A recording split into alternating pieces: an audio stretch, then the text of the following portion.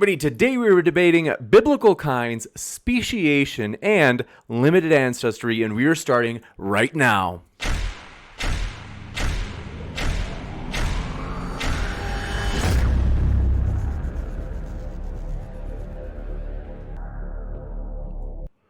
Ladies and gentlemen, thrilled to have you here for another epic debate, as we are very excited to have this interesting scientific origins debate, the kind of classic, broadly speaking, creation versus evolution. But want to let you know, we are thrilled to have you here, folks. If it's your first time here, consider hitting that subscribe button, as we've got a lot more debates coming up. So for example, tomorrow we have, does physics point to theism or atheism? That should be a fun one. And then next week, Bernie or Biden? That will be another fun one, more in the political arena. So, want to say though, today's format is going to be pretty simple. What we're going to have is roughly 12-minute opening statements from each side.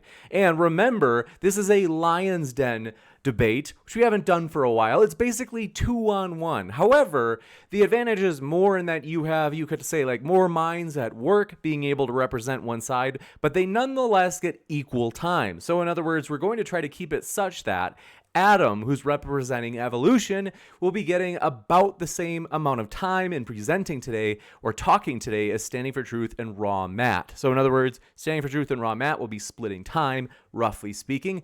And with that, do want to let you know for the Q&A, if you happen to have a question, feel free to fire it into the old live chat, and then I will try to pull out each question. And if you tag me with @Modern-DayDebate, it makes it a little bit easier for me to make sure I don't miss any questions. Following that, also, super chats are an option for the Q&A as well. So for example, if you want to make a comment towards one of the debaters, such as insulting Standing for Truth, fair game, all you have to do is do the old super chat, and they would of course get a chance to respond. One also mention though, if you have a super chat, you will also have your question pushed to the top of the list for the Q&A. We just ask, of course, though, that you actually be your kind, friendly selves for that, and whether it be a question or comment. So, with that, we are going to have Standing for Truth and RawMatt will be going first. And so, want to say thanks before we get started, though. Thanks, gentlemen, for being here. It's a pleasure to have all of you, Standing for Truth, Adam, and RawMatt. My pleasure, James. I love this channel, and I enjoy discussions and debates. And Adam's a really cool guy. So we've had discussions before. I've had Adam on my channel. He's debated Ken Hovind a couple times. So I'm really excited for this. Thanks for doing it, Adam. Well, it's my pleasure. Radical. All right, so we will get the ball rolling with Standing for Truth and RawMatt. Thanks so much for being here. The floor is all yours, and I've got the 12-minute timer set for you. Awesome. Okay, I'll kick it off. I got my timer set as well. 12 minutes. Here we go. So let's begin, guys, by asking ourselves this very, very important question. Would God have created Adam with two identical versions of DNA and Eve the same way? If this was the way God chose to do things, Adam and Eve would have created clones. And this makes no sense. God said, be fruitful and multiply, not be fruitful and clone yourselves. What makes the most sense, both scientifically and theologically, is that God created differences from the start. This is the created heterozygosity hypothesis. Adam and Eve would have had within their DNA the genetic potential to produce every shade of skin that exists on this planet or known to man. This means that another question we should ask, and this is a question I will ask Adam, where does genetic diversity come from? Because what the evolutionists I debate fail to realize and even acknowledge is the major difference between my view and their view. And this understanding is important just so we don't talk past each other. I explain the vast majority of nuclear DNA differences, not by mutation, which is how Adam here will explain them, but by pre-existing or created diversity. This one genetic difference has massive implications for the timing as to the origin of species. If you're trying to explain the origin of species just by mutations, then the evolutionists and Adam here would be right, and you would need millions of years for all these differences to accumulate. If the differences are there from the start, though, the simple operation of recombination and gene conversion and other such processes can produce visible variety in a single generation. After understanding the differences in explaining genetic diversity between evolution and creation, we should also be asking the very important question, what directly records a species' ancestry? As Dr. Nathaniel Jensen points out, the answer is DNA. Sperm and egg don't pass on a fossil or a bone. They don't pass on geography or a rock. They pass on genetics and traits. And so if we want to find out the history of humanity and the origin of species, this is where we must look. We have clocks in our DNA, for example, that go back just 6,000 years to Adam and Eve. The creationists are winning the debate, and we are winning the debate utilizing genetics. The entire junk DNA paradigm has been overturned. Orphan genes show limited ancestry. I would love to start the discussion by asking Adam here how he explains this incredible class of taxonomically restricted and essential genes. The chromosome 2 fusion has been overturned. The alleged site where the fusion supposedly took place actually represents a highly organized and functional gene. Endogenous retroviruses, ALUs, and other classes of retrotransposons, and even pseudogenes are consistent with this model of created heterozygosity, since we now know they represent functional DNA elements, not mistakes, not the remnants of ancient viral infections, but functional DNA elements. How does Adam explain the incredible dissimilarity between chimp and human Y chromosome? I'd love to get into that topic. How does Adam explain just some of the HapMap data that tells us the human genome is young and shared blocks of DNA are large? This means the genome is young and there has not been enough time to scramble them to randomness. How does Adam explain all this? These are all questions often ignored in my debates or answered, but answered incorrectly with rescue devices. Evolutionists invented the out of Africa population bottleneck that reduced the population of that time to just 10,000. Some even say 2,000 in order to explain low human genetic diversity.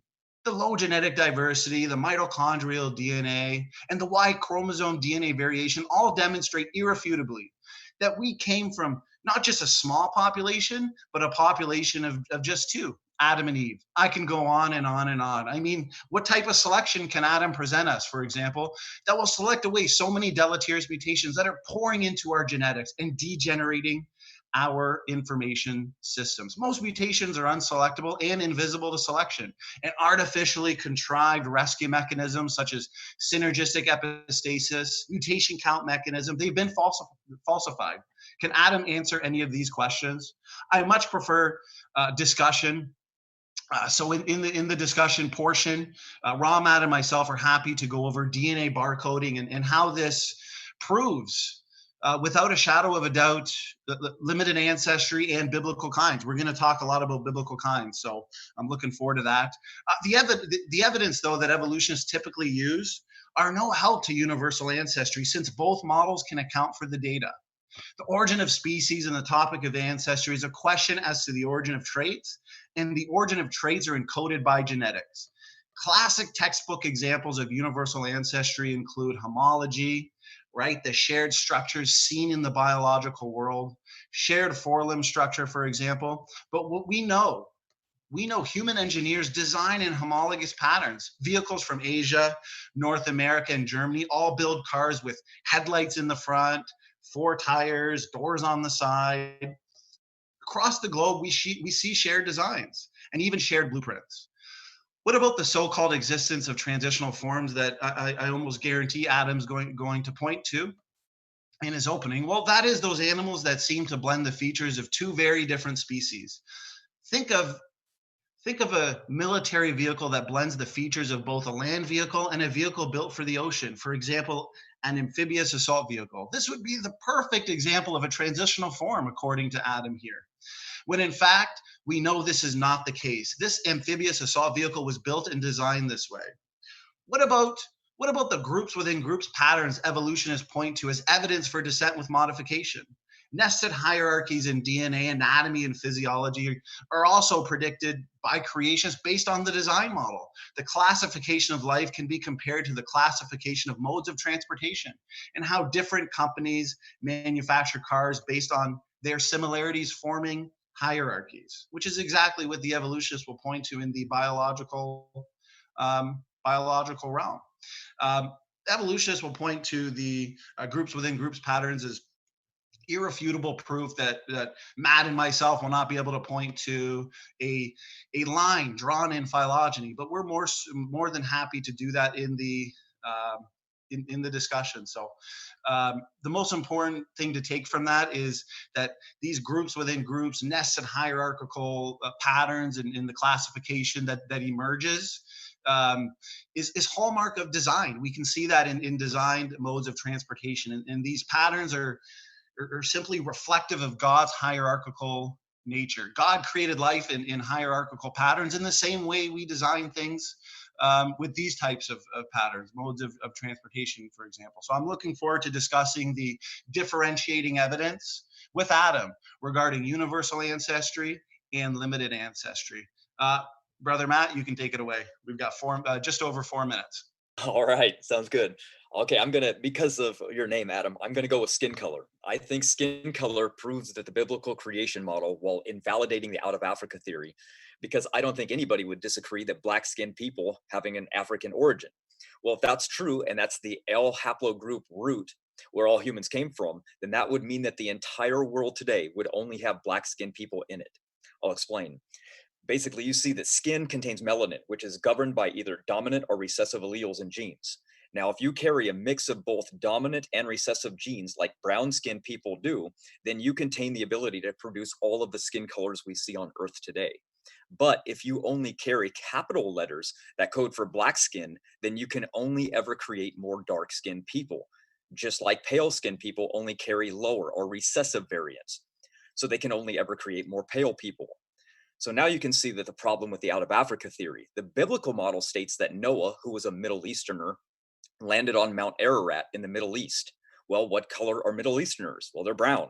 It's the only skin color that can code for all of the skin colors we see on Earth today.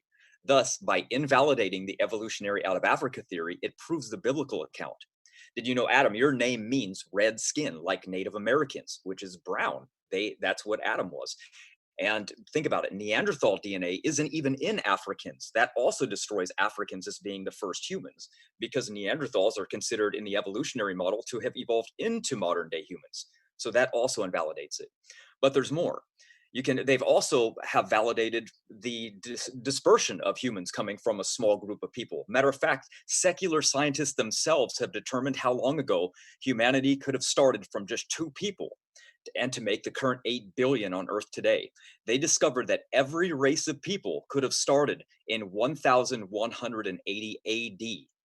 That's profound. That's not even what our model says. Ours even goes back further. So if secular science agrees that our model easily accounts for the 8 billion people today, then that's just even more evidence for us and how fast humanity can diversify. We posted a video on it if anybody wants to watch. It's only a few minutes. I think it's called "The Study Confirms Biblical Model." Anyway, and Jensen also wanted to do his predictions because, evolution believes that out of Africa is the central hub because they looked at the diversity there and they found more mtDNA mutations. So Jensen predicted that if our model was true, that there would be more mutations in the African people based on how often they have children. They have them much more often, and there's more mutations because of that. And he predicted 1 mutation out of 3 generations, and his prediction came true. So that's probably my time, and I'm good. I'll give it over to Adam. Thank you very much. Go ahead, Adam. The floor is all yours. Do I have screen share going? Hold on a minute. I am ready for you, so whenever you're ready to flip it on. Is it ready? Is it on? Yes. Yeah. Oh, smashing. Right. Thank you very much for that opening. Thank you, James, for hosting this debate. Thank you for standing, and Matt for joining me today. Right. So let's begin, shall we? My talk is going to be quite an interactive one, so you two will be getting involved with this. I hope you're ready. One thing I will say is that for your opening just then, I understand the topic is biblical kinds, limited ancestry, and speciation. I got a bit of speciation in there, but a lot of it was just attacking the evolution theory. I didn't hear much about the kinds theory, if I could put it that way. So I'm hoping when we get to the discussion phase, we'll actually start to address the main topic of the debate. Right, so this is going to be my slideshow, and as I mentioned, it's quite interactive. We're going to start with a game, and this is one that Kent Hovings does quite frequently when he's in debates.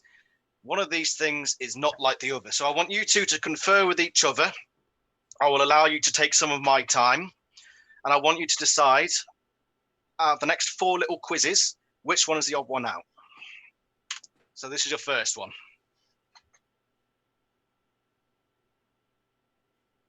Any ideas? I see a myosid on the bottom right, or perhaps a version of that on the bottom left, a hyena, a cheetah upper left, and upper right hand corner. It looks kind of like a raccoon. I forget the name of that. It's not a raccoon, but it's a mix.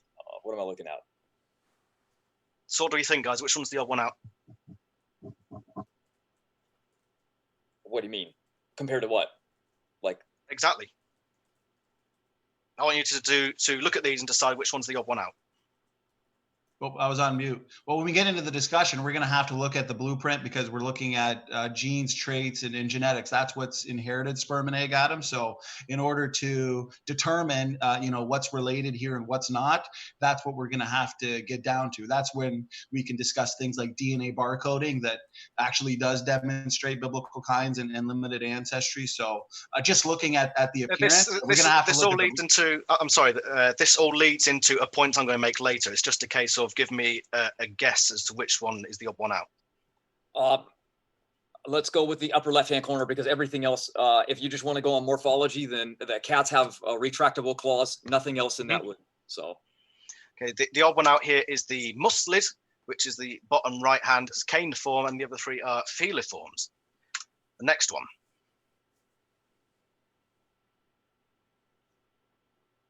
Any ideas? Well, once again, I'm not going to just look at the visible appearance, the anatomy. I have to look at the blueprint. I have to look at the genetics to determine the odd one out. It would be like asking me, by removing the labels of a Honda Civic and a Hyundai Elantra, hey, which one's the odd man out? Well, they both are very similar in appearance. We have to open the hood and we have to look underneath. We have to look at the blueprint. So I like the game. It's fun, but I'm not gonna answer just based on anatomy. The whole point of this game was to lead into an actual point I was going to make. I'll just run through these quickly then.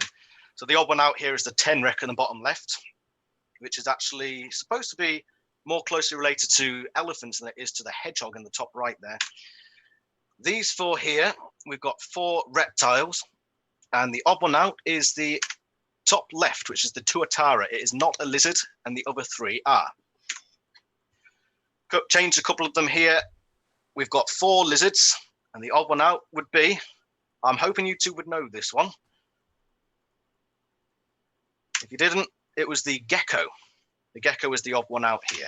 So there's a reason I bring all this up, because there's a way that we decide what species fall into what groupings. It's something called taxonomy. Let's try it ourselves, shall we? So we've got 4 creatures here. We've got James the human. On the left, we've got a monkey. We've got an amphisbaenian, and we've got a ladybird. Now, if I were to ask you to group these based on traits of these animals, you could come up with a number of things. The first thing that might stick out to you would be legs, for example. I imagine James has legs. He can correct me if I'm wrong. Monkeys have legs, and the ladybird has legs. Now, the ladybird has 6 legs, so it's probably more distantly related to James and the monkey. And the amphisbaenian doesn't have any legs. So what if we do compare them by legs? Then we have the amphisbaenian being the out group, the odd one out. And it would look a bit like this on a schematic diagram.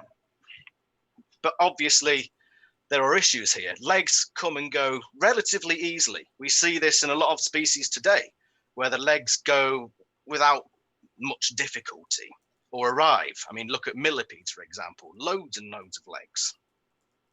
So what we have to look for when we're trying to place animals are shared derived traits or shared derived characteristics. These are things that are usually quite heavily conserved in animals. And those are the ways we try to group animals into the big tree of life, as we call it. So here are a few more traits for these 4 animals. we've got legs, vertebrate, fur, jaws, lungs, the four-chambered heart, and a tail. Most of these are quite heavily conserved. Ones that aren't are things like legs, tail, and fur, not quite so heavily conserved, but the vertebral column, jaws, lungs, and four-chambered hearts, they don't disappear very easily or arrive very easily. Like the feathers of a bird, as far as we can see, it only evolved once. It's so specific that once it came in, it only really happened once, and it's stuck with that monophyletic clade of birds. So if we were to take a lot of these features and sort of add them all up, it would be what we call numerical taxonomy. If we go specifically for ones that are conserved, that is where we come to cladistics. And if we take that all into account, this is what the tree eventually looks like. So if we just did it with legs, it puts the Amphisbaenian as the outgroup. If we count up the shed-derived traits and look at them, look at the synapomorphies, which is another word for it, then we come up with a more reliable tree. And that's how we think animals tended to evolve. But you could just say, well, yeah, like when you mentioned cars, oh, they could just be designed that way. Well, is there another way that we can look at these animals and see if our tree that we've arrived at with shared derived traits is accurate? And genetics, that's it. So we can back this up with genetics. So if we were to look at these four again, it agrees with the plan that we've laid out with shared derived traits. And genetics connects all animals, not just animals, but every domain, every kingdom there is. Everything has genetics, and everything has the same genetics made up of the same things. And the genetics we find for the vast majority of the things out there match up pretty much spot on with what we find when we compare the shared derived traits of these animals. Well, that's great and all, but what do we do with it? We can make predictions. We can predict things such as the sorts of traits we'd expect ancestral species to have. We can expect what sort of habitats they live in and the lifestyles they live. And from the genetics, we can estimate a time of divergence where we would find them. Now, the greatest example I think of this is Tiktaalik, which they predicted where it would be, they predicted when it would be, and they predicted what it would be, purely from things like genetics and taxonomy. And they found it. They went out to Ellesmere Island quite a few times because they knew if it would be anywhere, it would be there. And they found it. It is a Sarcopterygian with a neck and wrist bones. So, kinds, the main point of this discussion. I've given you what I think happens. What about kinds? What does kind do? Well, surely this is what the kinds proponents would say about the four creatures we've suggested, the ladybird, James, the monkey, and the Amphisbaenian. They would all be part of separate trees, part of the creationist orchard, or the kinds orchard. It doesn't line up with what we find using taxonomy. It doesn't line up with what we find in genetics, where everything is connected. What predictions would kinds produce? I've told you about one of the predictions of evolution, which is the Tiktaalik, and many, many other transitionals that we've found.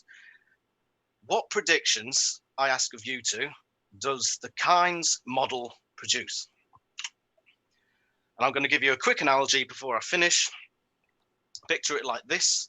Life is this puzzle here, this dog puzzle, and all the little bits fit neatly together. That's how an evolutionist, as you call them, looks at it. You've got all these separate bits, but they fit together into this great big tree of life. The kinds says that those joints don't exist. They don't give a reason why. They just say that that piece of the puzzle, which should fit to that bit, doesn't fit. And then they don't explain why and start to attack the evolution theory, which is what happened at the start of this debate, where the people who are supposed to be positively affirming the kinds model just spent the entire time attacking my model. And lastly, if we look back at this example from the start of my slideshow, the evolution theory gives us the names Gecota and Toxicifera because we find the shared derived traits and the genealogies of these creatures, and we can group them. The kinds model doesn't have it. might as well scrap the entire system and begin again. So I would like the straw mats and why did I think of that? RawMatt and Standing for Truth. I've combined them there, portmanteau. To give me a new model, because they have to start from scratch. Instead of attacking my position, I'd like them to propose their own. And I'd like to recommend this book on the right. It's The Variety of Life. It's a brilliant book for this sort of stuff on cladistics and taxonomy. I'd also recommend reading RawMatt and Standing for Truth and Jason Ezard, their book, 100 Falsifications for Evolutionism. It's a good bit of homework for anyone who wants to look into fact checking and sourcing. I think it's a good bit of homework for that. Thank you very much, and I hope for a fruitful discussion. Excellent. Thank you very much from Adam. We will now switch back into the dialogue boxes. So if you have a question, folks, just a quick reminder, feel free to fire that question into the old live chat. And otherwise, we will go right back into the conversation mode right now. So thanks so much. And the floor is yours, everybody. Whoever would like to take it as we go into open discussion now.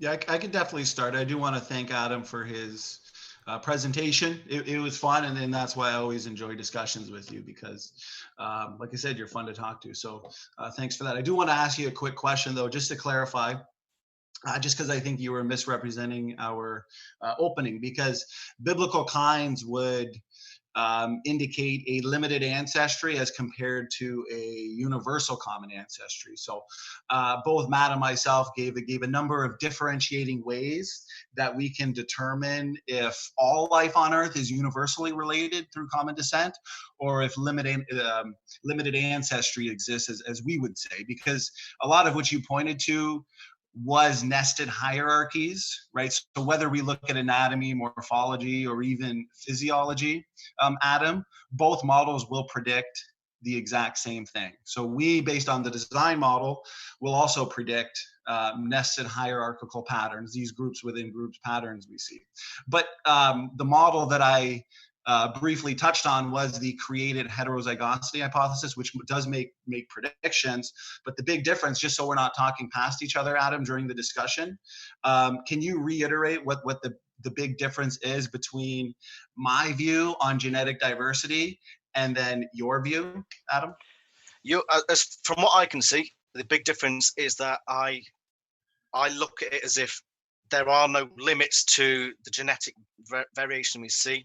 So there are no limits to the tree of life. And the way I see your position is that you have cutoff points where things are no longer related.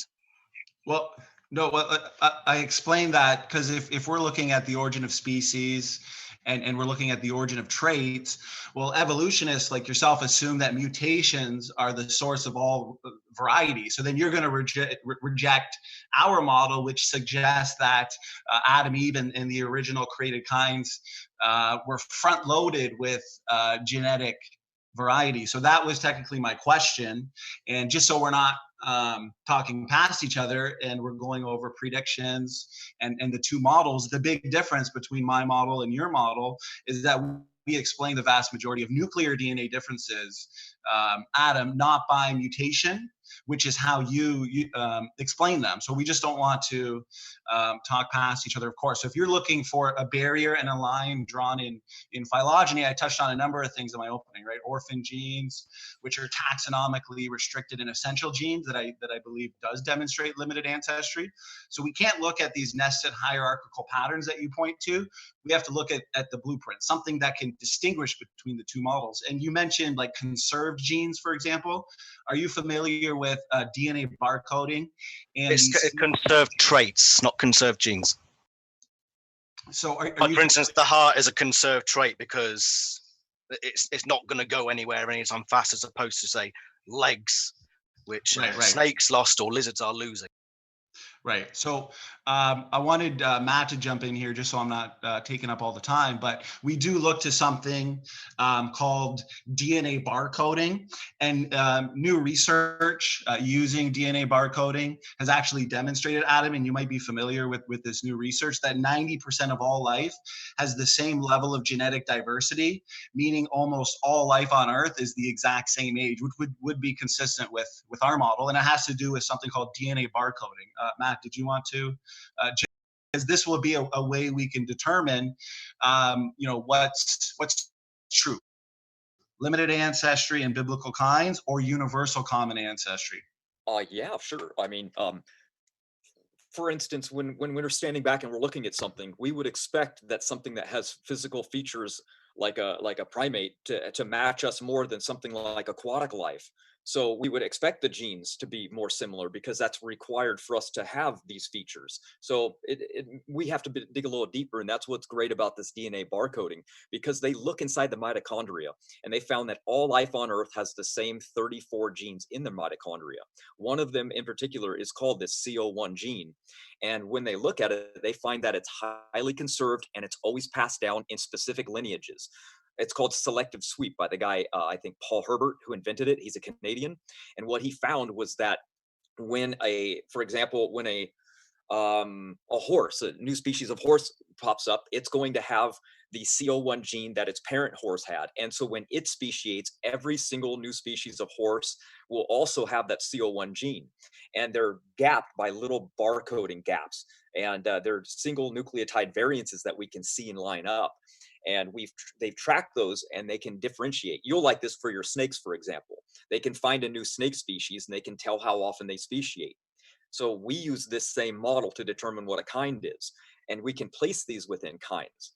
One of the best ways of doing that is in 2005, a guy named Vincent Savalanian, I think that's his name, he stated that in order for any two organisms to be deemed the same species, they must share 88 to 98% of the genetic code of the chosen CO1 mitochondria gene fragment. So we're using this in conjunction with orphan genes and other things to determine what a kind is. So if you haven't heard of it, obviously I don't want to jump into studies talking about it. I just wanted to explain kind of what that gene is and why it's highly conserved and why it's always passed on. How would you demonstrate created heterozygosity?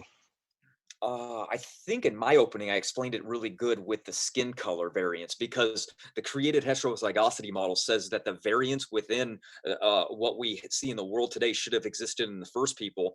And we should see loss or dead ends. And that's what we see. We see like more haplogroups in the first group of people, and then we see less today.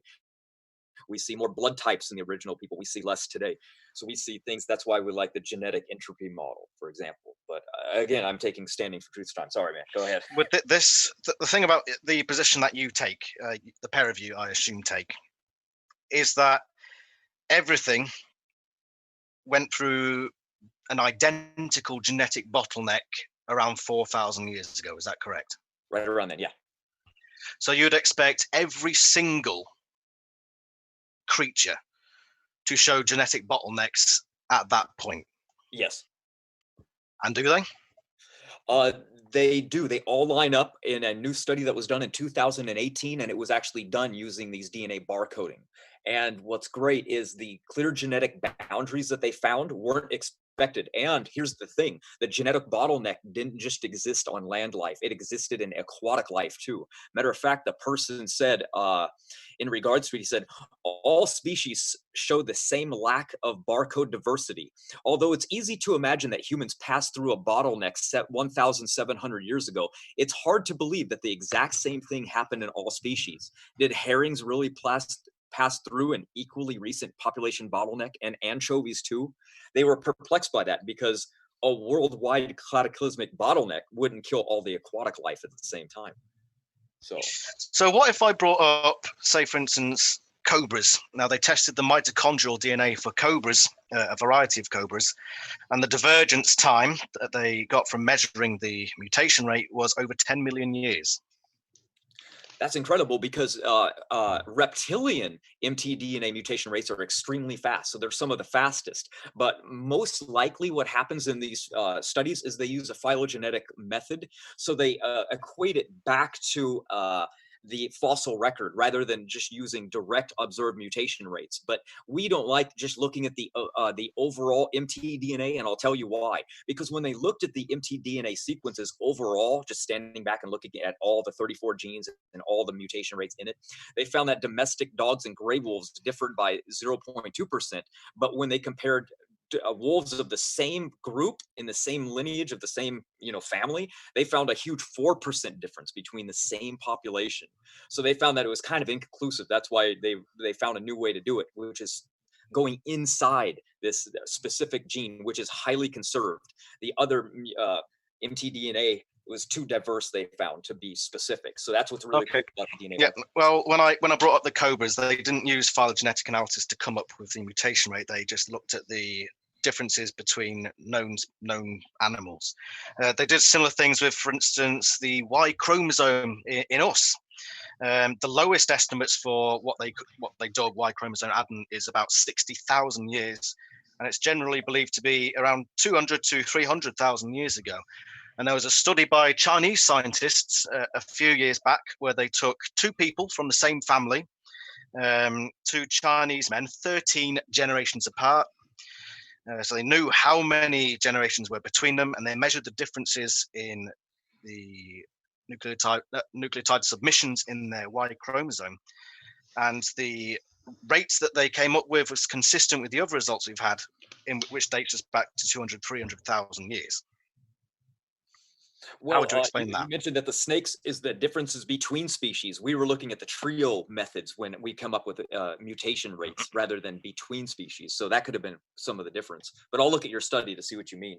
And I can come up with example after example after thousands of examples where the genetics just doesn't match up.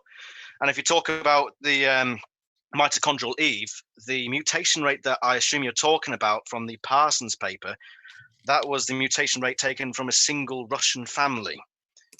Everything else, even the authors of that paper, agreed that the estimated most recent common ancestor for mitochondria is a minimum of around 90,000 years.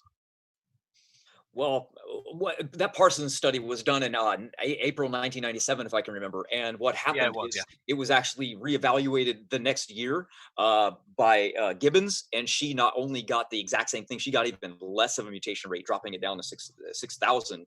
And that was published in Nature's journal. And then what happened is the FBI actually picked it up, and they still use it to this day. So they believe in the mutation rate so much, the FBI use it as forensic. But the mutation rate does not, it doesn't give the exact year that it came. Put it this way, mutation rates differ not only between species but within smaller populations. Well, that's what Jensen's doing. He's making predictions on mutation rates as well. He challenges anybody. He'll take you right now and go and pick an animal in the wild and predict its mutation rate. He says he can do it, and no evolutionist can.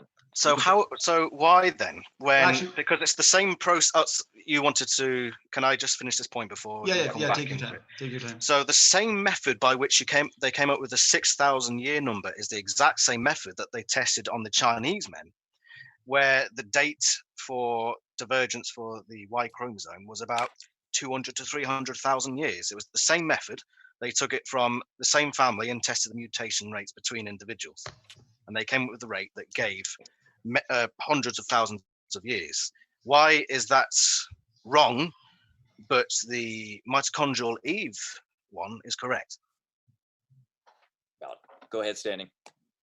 Yeah, so I was just going to ask you, so for that one, I mean, we'd have to, like, for example, as Matt iterated, Dr. Nathaniel Jensen is making very specific predictions on mitochondrial DNA in people groups, for example, the Khoisan people groups, where their mitochondrial DNA rate has not actually been measured, right? Because we have measured mitochondrial rates as you're talking about here, and in non-African people groups, I think I misspoke there. In African people groups, like the Khoisan peoples, is who he's making predictions on. So have you, or are you familiar with any papers or anything that's making very specific and precise predictions on mtDNA mutation rates in people groups that have not yet been measured? On groups of people that haven't been measured yet? Is that what you're asking? Yeah, because Dr. No. Okay, so because when we use the empirical method and trace the mitochondrial DNA or even the Y chromosome DNA back to two common ancestors, we're just using, as Matt said, we're using the empirical method, right? Pedigree-based studies. And Dr. Nathaniel Jensen came out with a paper recently where he looked at the Y chromosomes. I'm not too sure if you're familiar with it, but he pointed out that if humans have actually been around for several hundred thousands of years or more, as you know, the evolutionists would say, they should have accumulated 8 to 59 times the amount of mutations that we actually currently observe in Y chromosome DNA sequence. But the researchers in that current study, they empirically demonstrated that we only observe about 4,500 years of mutation accumulation in the paternal ancestry contained obviously in the record of the human Y chromosome. And Dr. Jensen invites anybody to respond to that paper, as well as make future testable predictions on the Y chromosome and mitochondrial DNA, just as he has.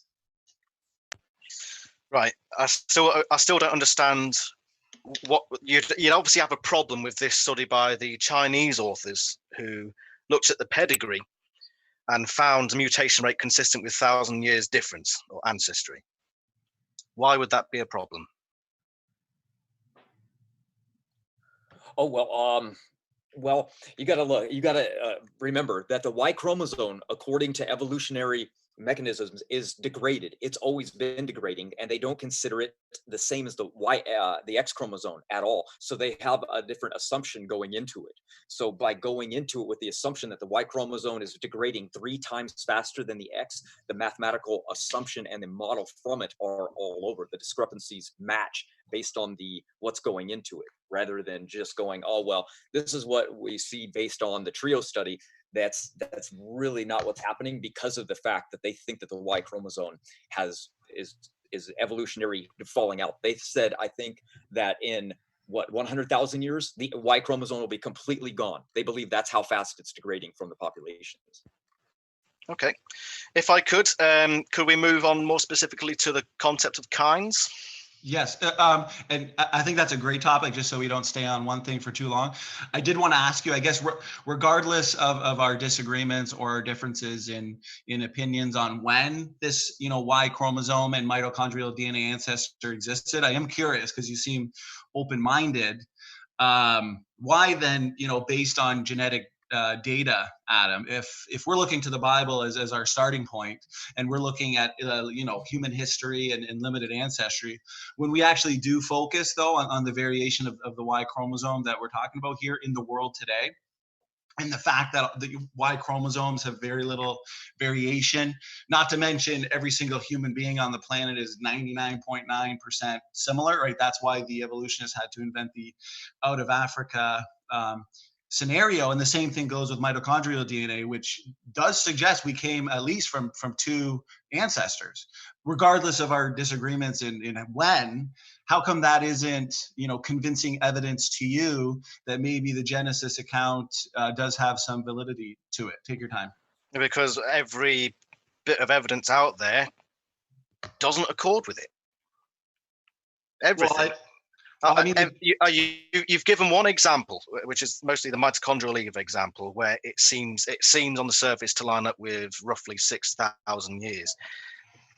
So that's one big example of cherry picking. If it weren't just one example, you wouldn't be talking specifically about that one example. You'd be saying, this is the pattern that we see, this is the trend. But no, you bring up one specific example because that's the only one that lines up with how you want the world to be. Well, no, I was looking at the entire genetic structure in humans as a whole. That speaks to us of a literal Adam and Eve. I mean, that small DNA compartment, mitochondrial. I could jump in there. I've given an example where mutation rates witnessed between Chinese men dates the Y chromosome at several 100,000 years. So that's not the whole human genome, because that goes against your point, and that is part of the genome. Well, and that's why I countered that with the new study that Dr. Jensen has put out that I'll send to you. It's very new, and he's looked at that study as well as other studies on different Y chromosome mutation rates that points still to a Y chromosome variation and origin of 4,500 years. But I mean, like you said, maybe at this point we should just go. I was just kind of curious as to what. As to what would might convince you of limited ancestry, at least in regards to humans. So well, if you want to move, in order to convince me, you'd have to show me something that would convince me. If I could move on to kinds then quickly. Sure. What was I going to ask? I had a question in my mind. It was, oh yeah, here we go. So we're here now. Say you had a time machine, and you zoomed forward in time, assuming the Earth was still around at this point. Fast forward 100 million years. What do you think life would look like? So if we fast forwarded 100 million years from now, Yeah. Well, I think that's actually a good question because, based on mutation accumulation, right? I mean, we know we inherit about 100 new mutations per person per generation. And based on the known functionality of the genome, most of those are deleterious. So if I were to look 100 million years into the future, I would see extinction, because that's exactly where we are heading, since there's no type of selection that can remove all these deleterious mutations. You said there that most mutations are deleterious. Yes. That's not true. Well, it is true, because most of them are neutral. No, well, I mean, according to the assumptions of evolution, most would be neutral, but that's just because evolutionists assume that the majority of our genome is based on evolutionary leftovers, junk DNA, genomic fossils, but that's actually a direct prediction of the created heterozygosity hypothesis that would suggest that the vast majority of our DNA elements, for example, ERVs, ALUs, and these other classes of retrotransposons would be functional. And that's exactly what we're now seeing. That means the more functional the genome is, Adam. Can I just ask quickly there? Did they make that prediction before we found that out? Yes, intelligent design advocates have always predicted genome function increases in levels of genome function. That's why the evolutionist community attacks the findings of the ENCODE project, because Adam, the ENCODE project has shown that most of the human genome is functional, and not only that, but functional on many levels. I mean, we have layer upon layer upon layer of programming within the genome. And are you familiar with all the known functions in these retrotransposons and in the endogenous retroviruses and pseudogenes? I'm not familiar with every single one, no. So Dr. Nathaniel Jensen, in his model of created heterozygosity, and that's why I asked you to clarify your understanding of where we explain the origin of the vast majority of genetic diversity, for example, in the nuclear DNA, because it's two opposite expectations and predictions. I mean, how much of our genome on a percentage wise, both protein coding and non-protein coding, would you say is functional according to your model? According to my model, I don't know. I don't know the number, unfortunately. What it is very low. Like I've debated PhDs on this, and they have to assume junk, for one, in order to counterbalance the mutations that are building up in the genome, because they need to assume that they are neutral, that they're not actually damaging the genome. But even if, and it's funny, because the evidence suggests that we have a genome of function, but even if, just for sake of argument, just to not discuss this topic forever, even if I said, okay, let's pretend that the genome really is 90% junk, that still means that's 10 new deleterious mutations that are pouring into the genome per person per generation, and most of those being unselectable, because natural selection, Adam, only acts on the most detrimental of mutations and the most deleterious mutations, but it does nothing against the nearly neutral mutations. Those are invisible to selection. So my answer to your question, if we were to go 100 million years into the future, it's a very simple question. I mean, life would not exist. And I guess you would have to explain how natural selection can keep life in existence for that long. Go ahead. Yeah, you talked about genetic entropy. Now, I looked up genetic entropy, and the only places I could find it on Google Scholar were creationist sources, specifically from John Sanford. And all the examples I see are very specific, species-specific examples, mostly humans. Now, the problem with humans in the natural world is that we've sort of done away with natural selection. So, yeah, deleterious mutations are more numerous than beneficial ones. So over time, if there is no selection pressure, you'll have more of a buildup of deleterious mutations. However, natural selection in the wild, assuming that it's able to do what it needs to do, will prune the wild populations of deleterious mutations and keep the positive ones. So that's how you maintain populations. That's what natural selection does. It gets rid of the bad and it keeps the good, what's fit for the environment that the creature is living in. That's how populations are sustained, and that's how they have been sustained. Right. I really appreciate that response, because you made some good points. I just don't think that you've addressed the nearly neutral mutations that would build up, because the same thing goes, and I don't want to take all the time. I know Matt has some good examples of genome degradation, and health, for example, is kind of his specialty. So I'll let him take over in 1 second, but I do want to point out the fact that, in humans, so obviously you're admitting that we are degenerating, but you are saying that it's due to a lack of natural selection, right? Which makes sense, but it would come down to, let's say, animal populations. It would still come down to genome function as a whole, because even in animal populations, they still have to assume that the majority of the genome is junk in order that the junk areas can absorb the mutations, making them neutral. But the fact is, Adam, and you have to address it, is the evolutionist has lost one of their favorite pieces of evidence, which is not only junk DNA, but also the presence of these ancient deactivated viruses that they say are in the genome. Because rather than being functionless vestigial remnants of our past, these retrotransposons, as a direct prediction from our model, turn out to be functionally integrated into the amazingly complex regulatory genetics and genomes of mammalian genomes. So that means that total functionality with all these DNA elements, DNA sequences, will speed up and make the degeneration problem that much worse in humans and in animals. Take your time. I am very curious, because you keep saying that intelligent design predicted. Who predicted it and when?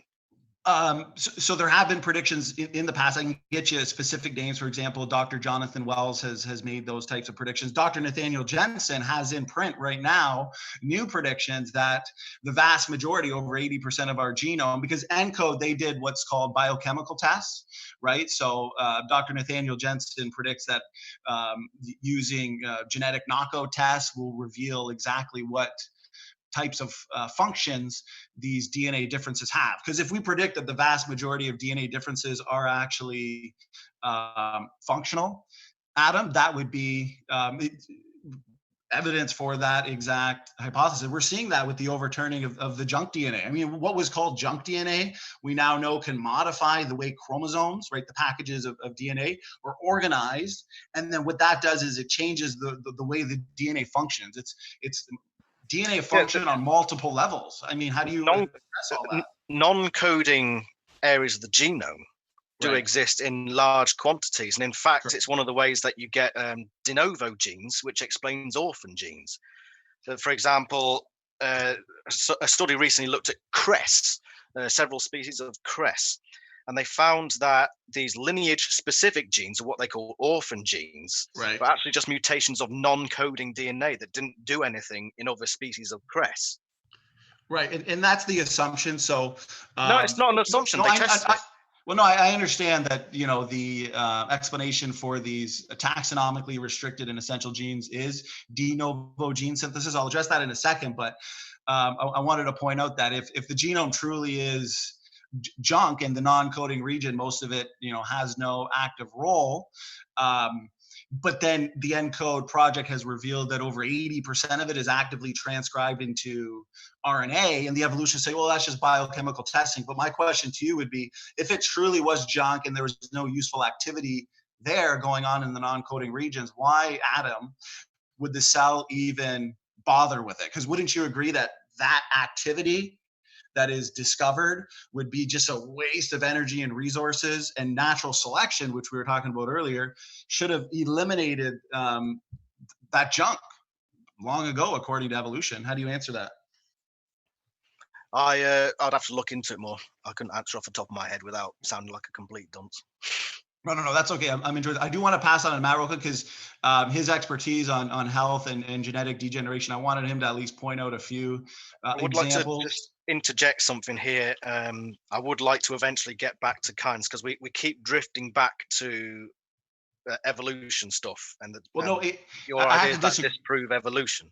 Well, no, it's not disproving evolution, because and I know that the assumptions and basic worldviews of evolution, it's hard to put themselves into the mindset of a creationist, because what we're saying is that the vast majority of DNA differences were the result of divine creation, and evolutionist says it's mutations over time. That means we have two very different expectations and predictions on ancestry. You would expect a genome of junk, evolutionary leftovers, and genomic fossils. We would expect a genome of function and DNA elements. That's what's going to help us determine whether or not everything's related, or whether or not limited ancestry, according to the Bible, is what's true. And that's exactly what we're pointing out here and demonstrating. Okay. Is that so what could you explain then why every creature, if you test them genetically, comes up into this well-defined tree?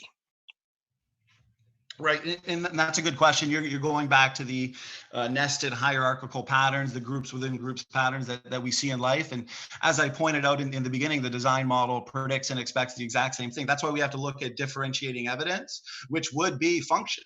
How do we test, for ancestry? It would be function, a genome of function versus a genome of junk. But like you said, let's go more into kinds and more expectations of speciation from, say, the original kinds, because I know that's what you want to talk about, and I think that would be enjoyable for the audience. But can we just reserve just 1 second for Matt to jump in and make a point about genetic entropy, and then we'll go right to kinds and definition of kinds and things like that?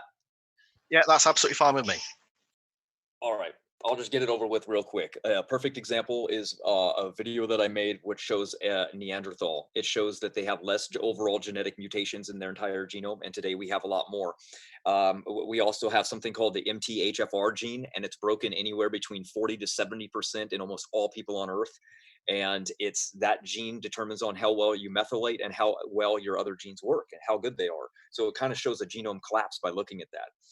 But that doesn't really have much to do with kinds. It's just an overview of showing that the genome is kind of crumbling and breaking down. We see gene loss. We don't see new genes arising and our genome going up. We see it going down in all life. So I will just put a point on that. We do see genes arising. I mentioned the CRESS earlier, where they identified many non-coding sequences becoming de novo genes. So we do see increases in genes. We also see anatomical increases, which are results of genes. So for instance, dogs, more primitive dogs, wolves and huskies, don't have puppy dog eyes because they lack two muscles around the eyes, whereas more recent breeds of dogs have these muscles, and that is a result of mutations that came about to benefit dogs that live with us because we love puppy dog eyes. I think that's a beautiful example of evolution in action that happened during human history. But these de novo genes that are arising spontaneously, kind of like out of nowhere, that really are considered junk DNA, are actually functional elements. So we can't just say that these are randomly arising, but yet these de novo genes are absolutely required for functions in the body. If they were just, that's what makes the orphan genes so fascinating, is because they're lineage specific. So it also helps prove our model a little bit, because they are taxonomically restrictive genes, but they're also functional elements, which Standing mentioned earlier. The fact that genes become active from non-coding genes, I don't see how it proves your point. I don't see how it lines up with it. And I like your point on orphan genes, Adam, but we would just have to see actual, papers that are showing a non-coding region of our genome suddenly popping up and having an incredibly functional role, because if you look at the one on CRESS, it was quite recent. If you look up CRESS de novo genes on Google Scholar over the last, I think it was 2016. If you look at it, there's about 500 de novo genes that come up from non-coding regions.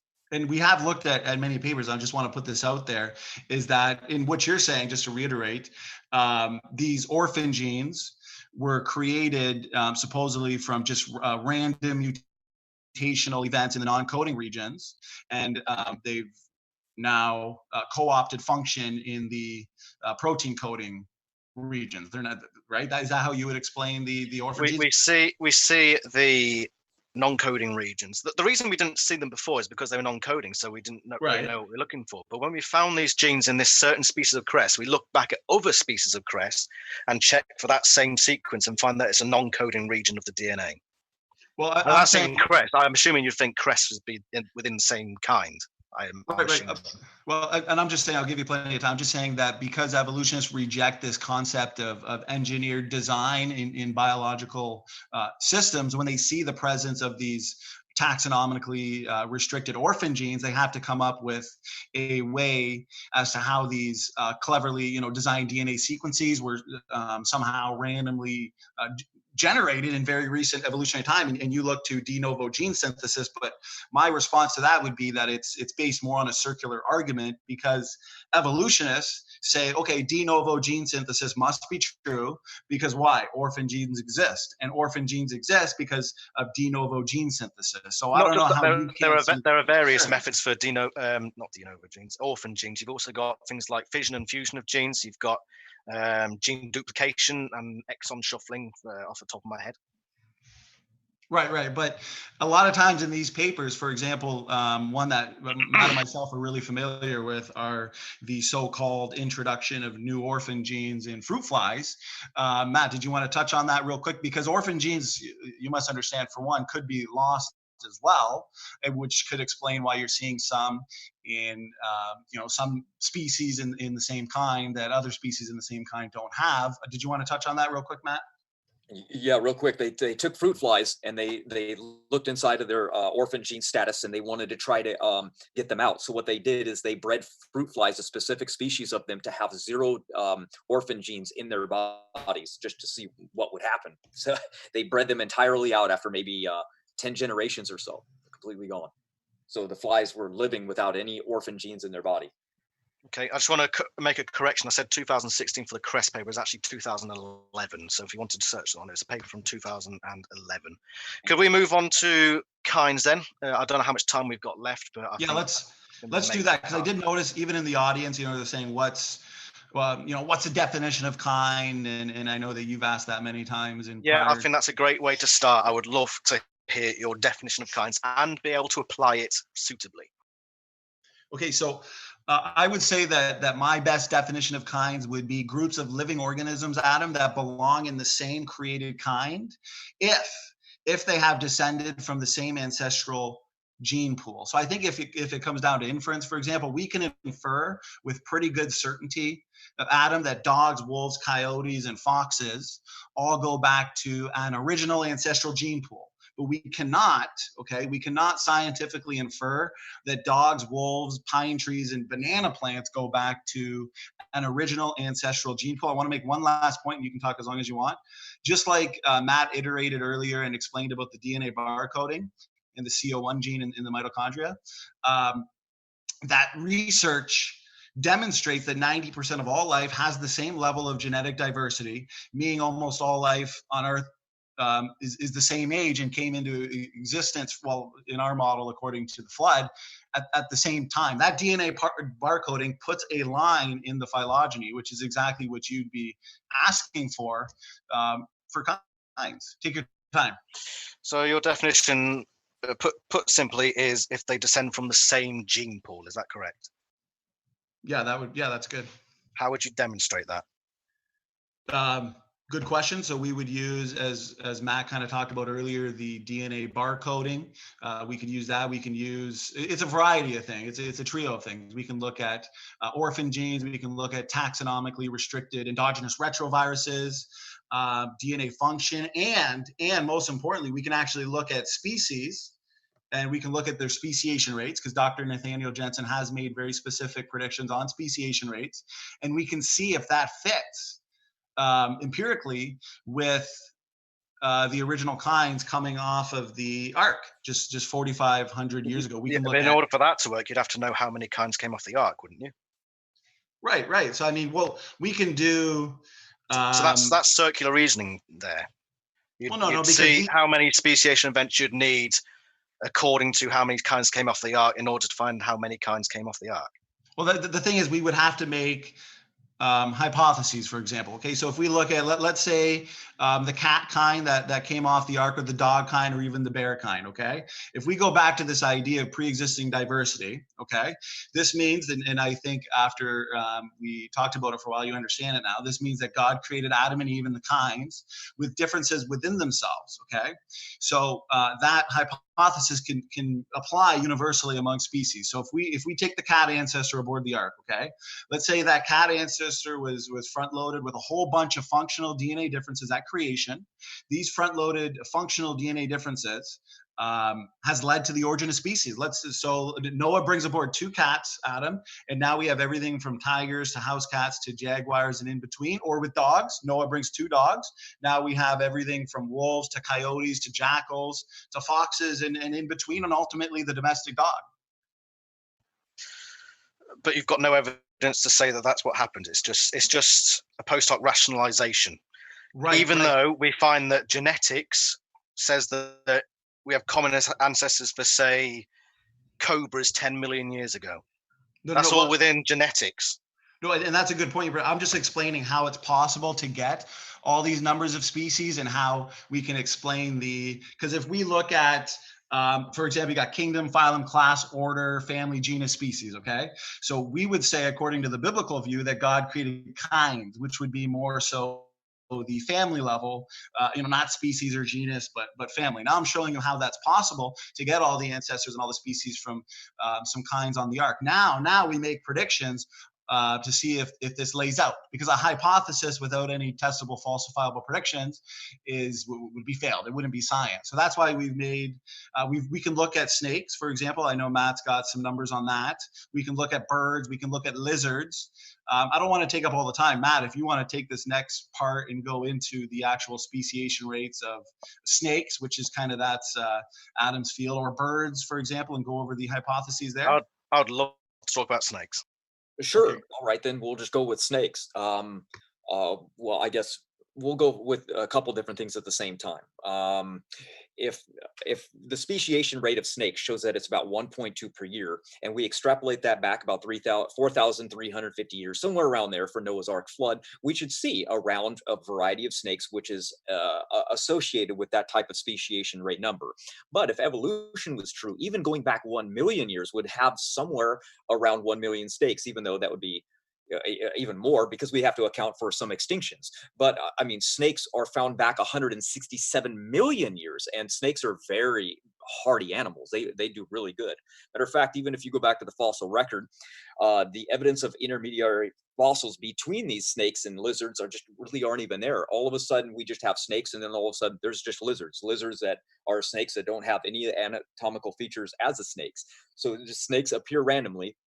And then all of a sudden, their speciation rates don't match the pattern of how many snakes there should be in the world today if their speciation rate that we see today doesn't match up at all. Our model fits much more clear with what we see.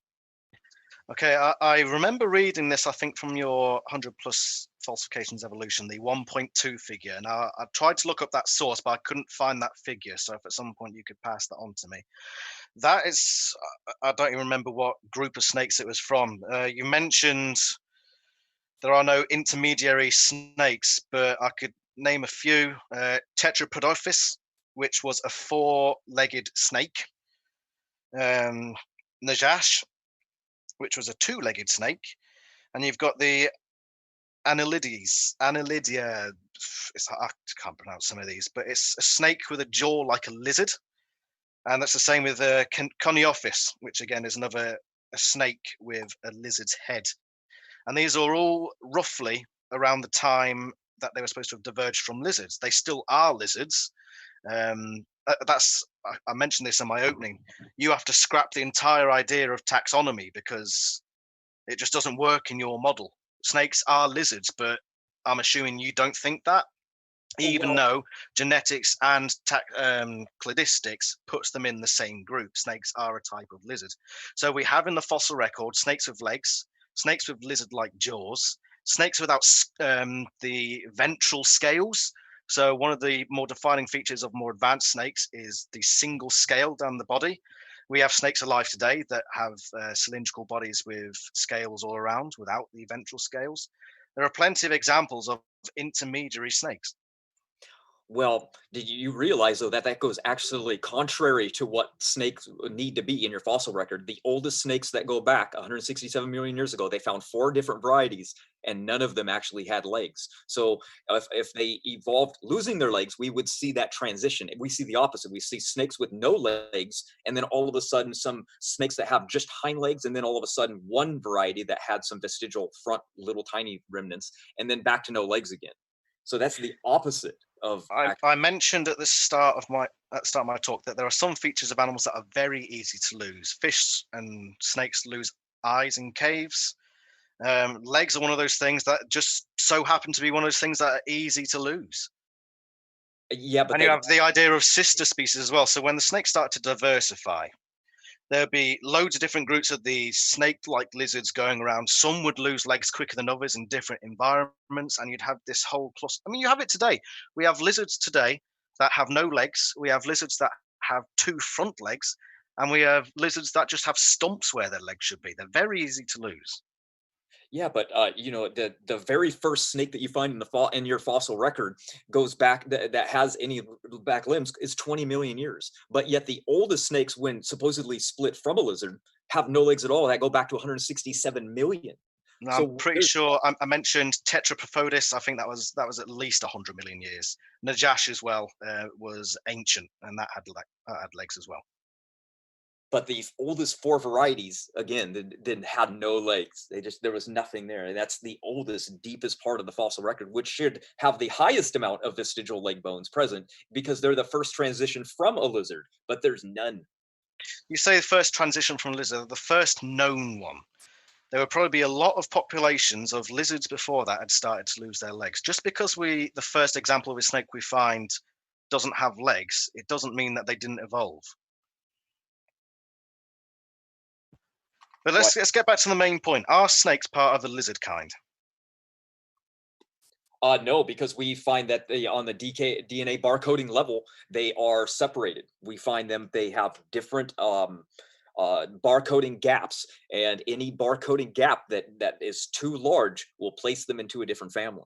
Now, DNA barcoding is the first time they've ever been able to use it on a species level, so that's all they use it on, but it works in larger conjunctions. That's why that guy in 2005 determined if the gap is above a certain amount, what was it? Yeah, there it is. If the gap is anywhere between underneath 88% of genetic code variances with a mitochondrial fragment, then it's a different kind. It's a different species altogether.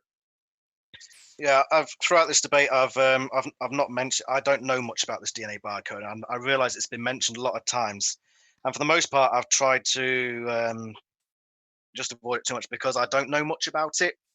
What I do know is that snakes, when compared to lizards genetically, fall between. They're close to the iguanas. I showed you the picture earlier with the gecko being the outgroup. A gecko is further related. A snake and an iguana are closer related than either is to the gecko. Do you think that geckos and iguanas are the same kind? I would say no, because some varieties of geckos don't even eat food. There's one variety that doesn't eat for like its entire lifespan. It just absorbs things through its skin, and it seems to me as though they're very different. I seem to get the impression that you think that because there are differences at the gene level or behavioral level in some animals, that means they're different kinds. Well, remember, for us to be related to an aquatic species, there would have to be a lot of not only just the same genes, but the same function of these genes. That's why Standing for Truth is saying that the function is what matters. That's why this selective sweep gene is so important, because it does the same thing in every species. So when it's passed on, you can find this little teeny little bit of difference between species, but a big difference between kinds. So that's what's really fascinating to us.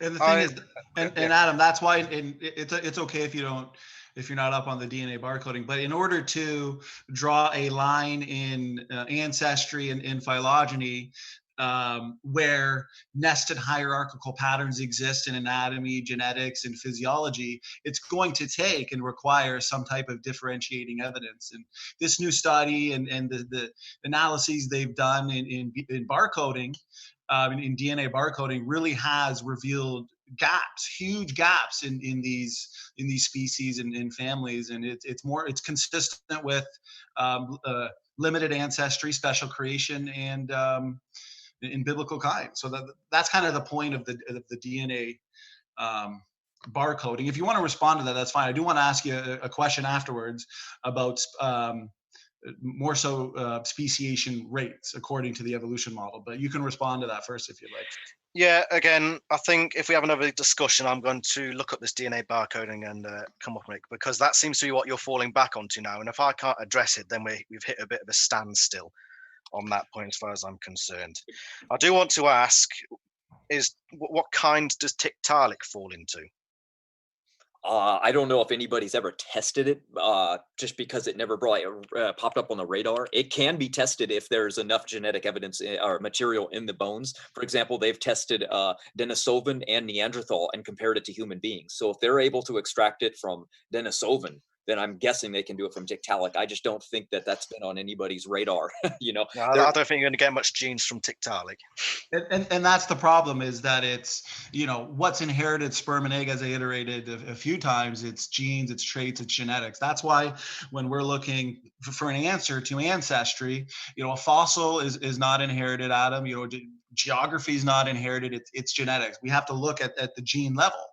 And that's why we look to DNA barcoding. That's why we look to DNA function is key, as well as certain taxonomically restricted genes, including the endogenous retroviruses and other things like that. But we have discussed that in great detail. So just according to your model, though, when it comes to speciation, what would be a prediction or expectation that you would have regarding speciation rates and speciation events? Like, does it take millions of years for speciation events to occur, or can you go into that a bit?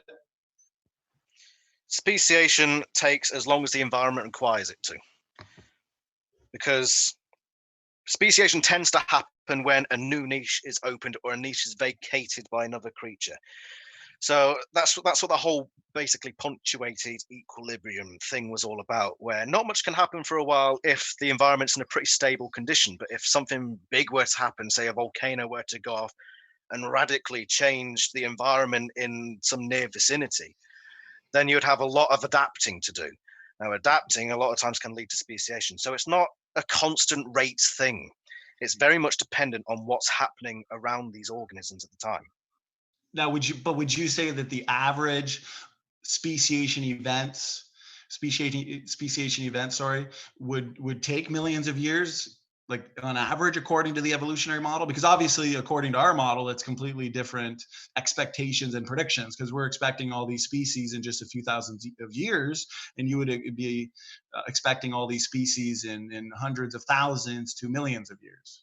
It's not something you can really put an average on, because it can depend on a whole host of factors. Generation time can be a factor. The rate of mutations in certain parts of the genome, because that rates differ across the board, that can be a factor. The speed at which organisms diversify, it could be not down to genetics, if something reproduces or not. It could be down to size of the organism. Do you think you're going to get a Great Dane to mate with a Chihuahua without artificial insemination? If humans disappeared and every breed apart from the Great Dane and Chihuahua disappeared, would they be the same species? Ask that again real quick, Adam. If humans died out say coronavirus kills us all, Right. and every dog breed apart from the Great Dane and the Chihuahua survived, would they be a new species? No, because you could, like you said, artificially inseminate them Yeah, in but we're vitro. not. We died. Coronavirus wiped us out. Artificial insemination doesn't happen anymore. Yeah, no, they would be, because there you go. We go back to DNA barcoding.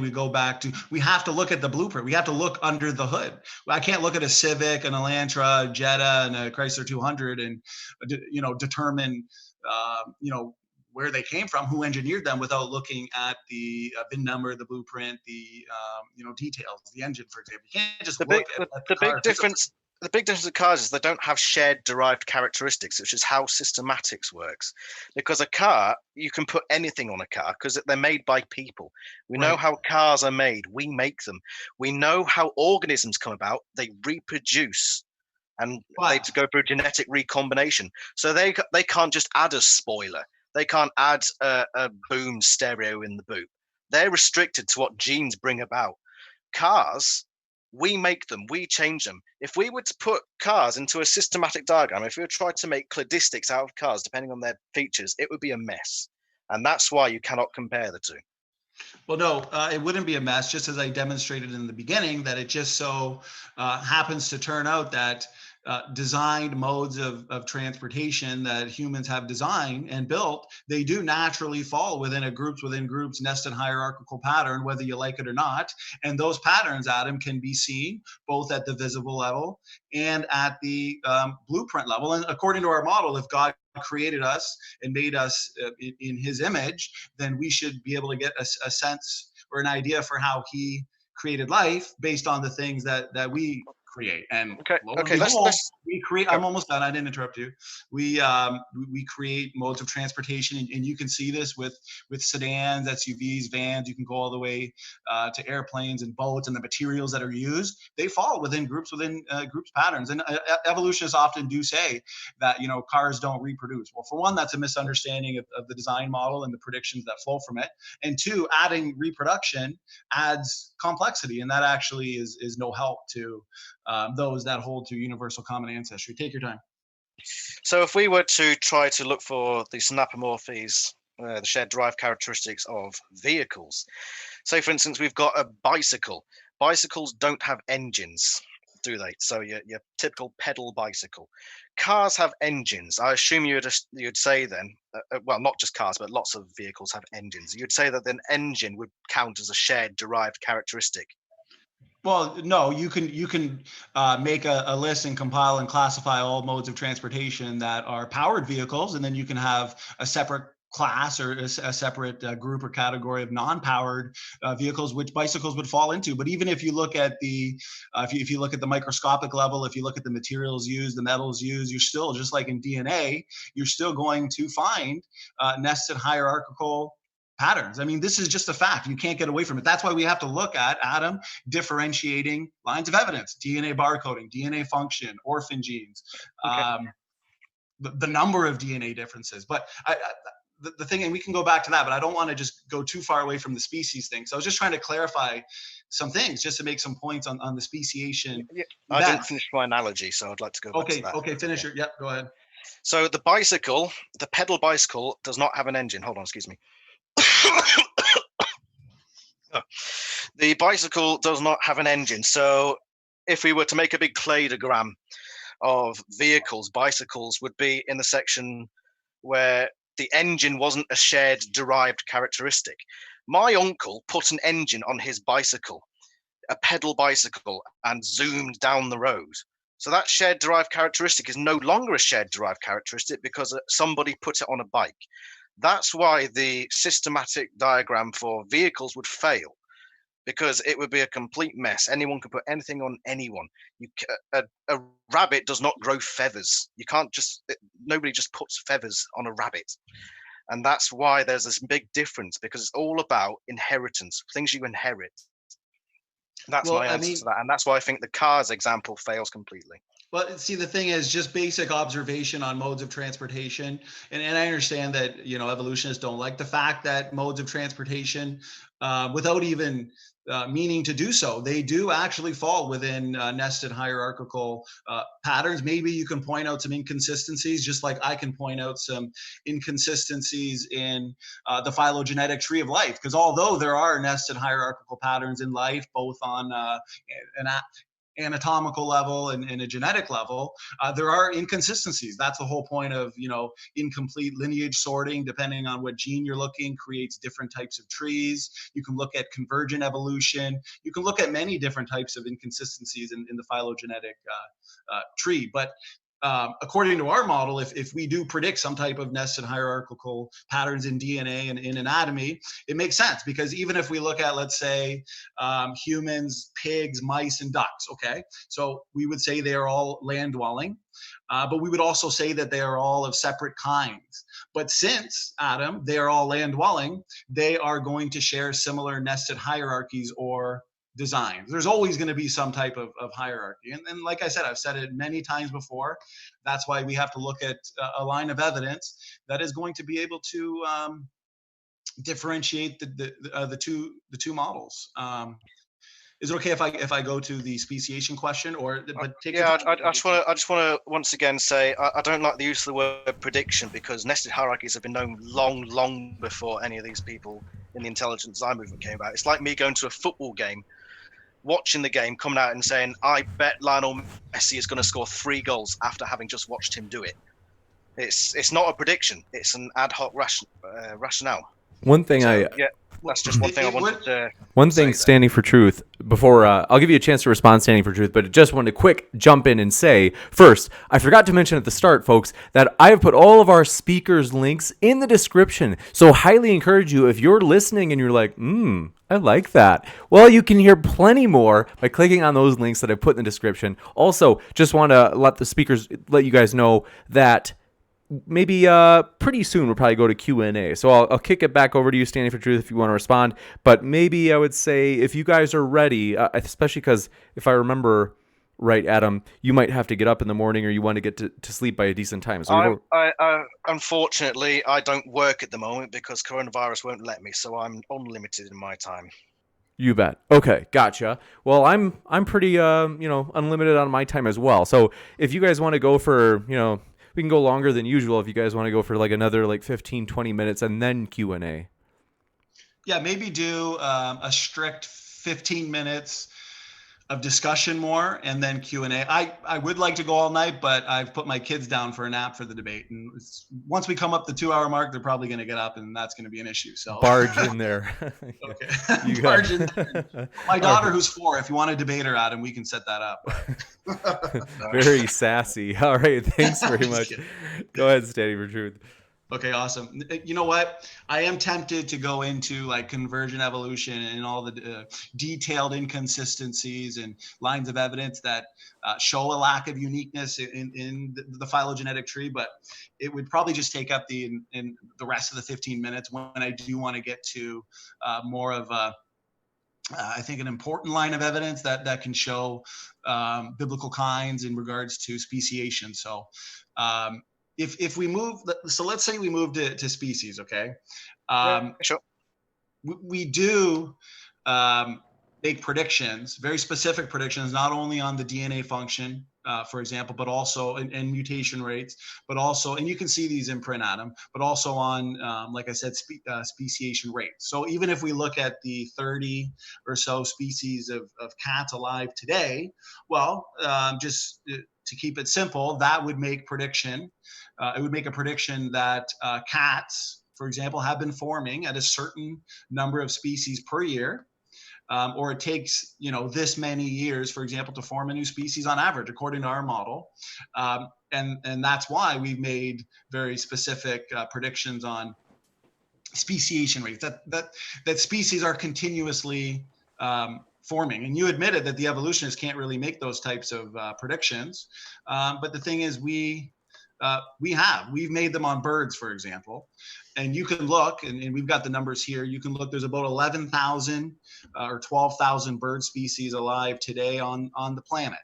So Dr. Nathaniel Jensen has made a prediction that if we take this observation and predict that since the time of Noah's Ark, there's been about 3 to 4 new species on average per year.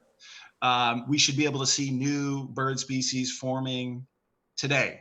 And that prediction works out because if you see, so let's say there's 11,000 bird species on the planet today, that's about 4,500 years since the flood.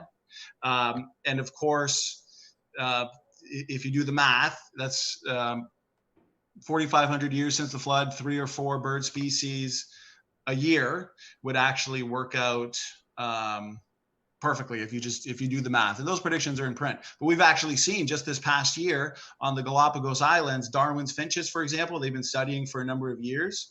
New species, Adam, have actually been observed, and those results have been published. And those species were formed in exactly the same way that Dr. Nathaniel Jensen predicted that they would be formed. For example, shifts from heterozygosity to homozygosity. And then this subpopulation of finches broke away. It was a breakaway population. They've become genetically distinct enough to be considered a new species. And that was observed in real time. So 3 to 4 species a year to account for the 11,000 species in 4,500 years is not a huge stretch, since predictions are coming true on it. Take your time. What about the sphenodon, of which there are only 2 surviving species? So there's 2 species today.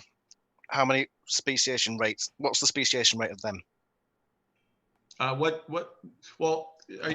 are you gonna, is the bird, but before I answer that, is the bird species prediction, is that consistent? Because it sounds like you just want to jump to another. In order for your conclusion to be valid, every single kind, as you want to call them, has to be consistent with that model. Right. Okay, so we'd have to look at the amount of species. So you're saying there's 2 of these species? Well, Yes. we have dead ends of branches all the time. Just because some new species pops up like a chihuahua and then will die out, and that's incorporated as well. It's just there's going to be dead ends to branches all the time. But we're just talking about the overall speciation rate. The overall speciation rate.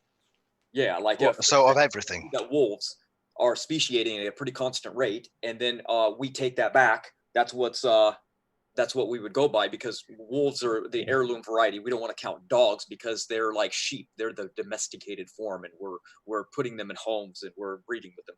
So it's a little bit different. I like the wolves. Are you taking extinction rate into account when you're coming up with these? No, because the mere fact that most of the extinction is more happening recently with deforestation and how much we're messing up the environment. But since our model only goes back 4,300 years, there are going to be dead ends to branches. But we're just taking the overall how many exist today, what their speciation rate number is, and then going back throughout the flood time without knowing the extinction rate. Right. So you don't know the extinction rate, so you're just going to assume that they didn't happen. Oh no, because the numbers still line up with what we're saying. So how do you know that if you don't know the extinction rate? No, there'll be definitely some dead ends and extinctions, but I mean, overall, it's not going to really equate, because that's why we see a little less snakes than there should be, right? Because remember, in our speciation model, if there's 1.2 a year, that means there should be about 5,220 snake species. But you just said everything lines up. Right. And now you're saying that there's less than you'd expect to find. And yet you still haven't given me an approximate number of the extinction rate. There's a lot of vagueness around what you're saying. Yeah, but you see that the vagueness is there because the numbers are so trivial. We're only losing a couple thousand snakes. The numbers are your whole argument. How can numbers be trivial when your entire argument is this times this equals this? Because the numbers are, again, they're very trivial. They're very small. The mistakes are just a little bit, as where the numbers for evolution are huge. They're hundreds of thousands difference, as where ours are a few thousand at most. Your whole argument is we look at the number of life today and we times that by this speciation rate, which we don't have any historical evidence for. We just go on today's rate, equals number close to, I imagine you say completely accurate to the date of Noah's flood. Your whole argument rests on numbers, and yet you're leaving numbers out. Correct. Well, again, how about birds? They've tested birds, right? They found that it's 3.3 new species of bird per year in Google, and type up how many bird species there are.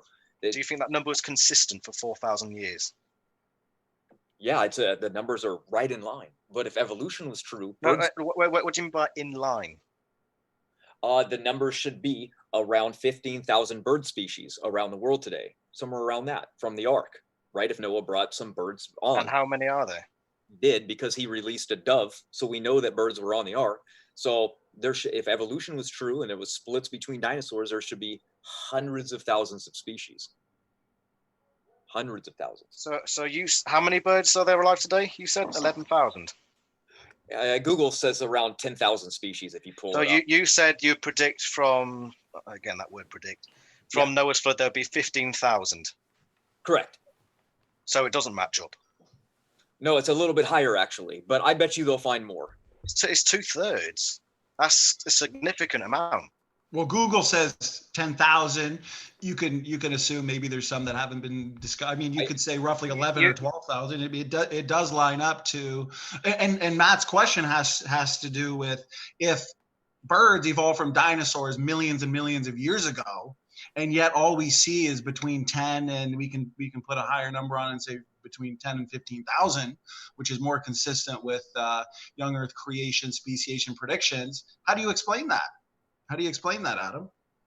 I don't want you to go past the fact that you start an argument saying that we expected this number of birds and that's how many birds we have. Now you're saying, oh, we expected this, but they only have 2/3 of that.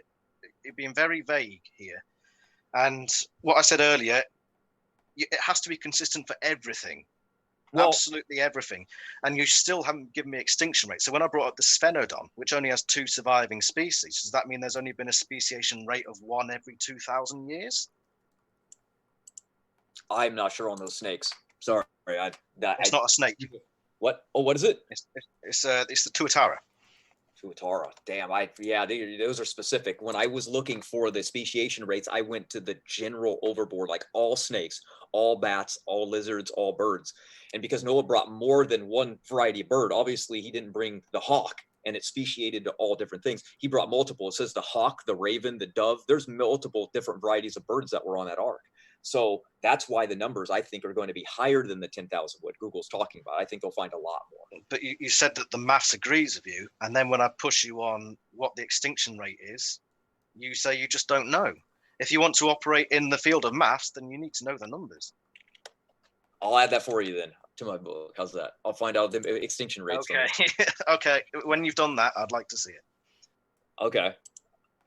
So essentially, what we've found out here is that you've taken a couple of examples. Say, for instance, birds. You said we have this number of birds, and we'd expect that because we believe that he had hawks and doves on the ark, which you haven't given evidence for why he brought specific ones on. I mean, he says the dove, but didn't say anything about a hawk, as far as I'm concerned. Eliminated the need for an extinction number, which can vary. You've eliminated the possibility of variety throughout. You've said we have this mutation rate now, but that it doesn't exist in the past 4,000 years. There's all sorts of number factors here that you're missing. Well, I didn't catch that last part. You said the speciation rates. You said to me that you assumed that the 1.2 speciation rate was consistent for 4,000 years. Right. That was on the snakes. Correct. That was just what I could find. Oh, yeah, snakes. Yeah. 1.2 snakes. Yeah. Yeah, I was trying to just find overall snakes. I wasn't just trying to find a species specific one. I would like to know, like bats, for example. Bats are categorically much easier for people to find because their iguana was worth money. So they want to find out, well, how fast do these species grow? What's the most amount of money we can find? So they found 1,240 species exist. And speciation rates seem to be like 3 to 5 years on average. Well, we extrapolate. Do you agree that speciation is dependent on the environment? Yes. And if the environment changes quite a lot, then you'd expect the speciation rate to change. Yeah, sure. So in the space of 4,000 years, would there been enough environmental changes to drastically change the number of speciation events? Oh, it drastically changed the human. Well, remember, before the flood, we believe that the environment was different, so speciation rates number were higher. Yeah, we're talking after the supposed Moses flood. Right, exactly. So it was more consistent after. That's why everything dropped down dramatically and life extension, and then all of it kind of plateaued and remains the same. Like humans always tend to live, or should, around the same age, unless there's a mistake or some disease. Humans should be living around the same, but before that, it was much easier. So taking bird examples, you'd expect the speciation rates of birds to change over 4,000 years.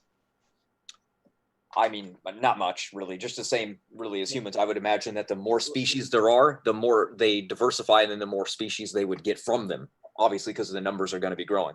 Yeah. Okay, so an overview of what we've discussed. The birds, 15,000 species is what you'd expect. We have 10,000. You admit that speciation rate can change. You don't give an extinction rate. I don't understand how this is an argument for you. There are so many missing pieces to this puzzle. Okay, I don't understand how you can bring it forward. Let's take, for example, then, that this extinction level was quite high. We can erase the 5,000 and we're back down to actually 10, what the actual number that we do see is. I extrapolated 15,000 because I thought there would be a lot more based on there being more bird kinds in the ark. So that's why you haven't established how many kinds there are for a start. Again, That's another number we're missing. How many kinds are on the ark? Right. It's okay. That's when we get into the DNA barcoding for the birds. We're going to have to find out exactly how many birds were on the ark, and that'll be good because now we can differentiate. We're going to be able to see that the hawk is a different kind of a bird than a dove, and the dove is a different kind of bird to a crow and a raven. They were mentioned throughout. I think Job mentions the hawk and the raven. It says that in Genesis it mentions the dove, because obviously it was released by Noah.